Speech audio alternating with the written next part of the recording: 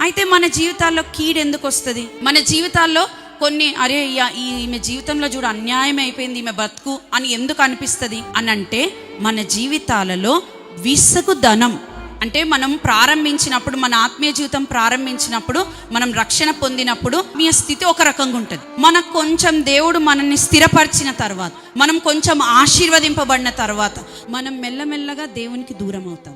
ఆత్మీయ స్థితిని మనం ఏం చేసుకుంటామంటే మెల్లమెల్లగా దిగజార్చుకుంటాం. ప్రారంభించినప్పుడు ఉన్న భక్తి ఇప్పుడు ఉండదు.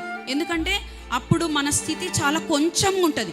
కొంచెం ఉన్నప్పుడు చాలా భక్తిగా, చాలా వైరాగ్యంగా, చాలా దేవుని సన్నిధిలో బ్రతకాలి, దేవుడు తప్ప నాకు ఎవ్వరు ఆధారం లేదు అనిపిస్తుంది.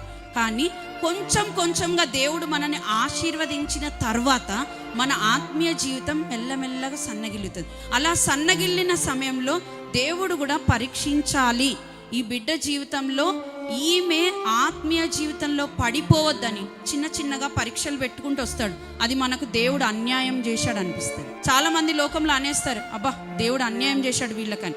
దేవుడు మనకు అన్యాయం చేయలేదు, దేవుడు మనకు పరీక్ష మాత్రమే పెడుతున్నాడు. ఆ సమయంలో మనం ఎలా ఉండాలి తెలుసా? విసుగక ప్రార్థన చేయాలి.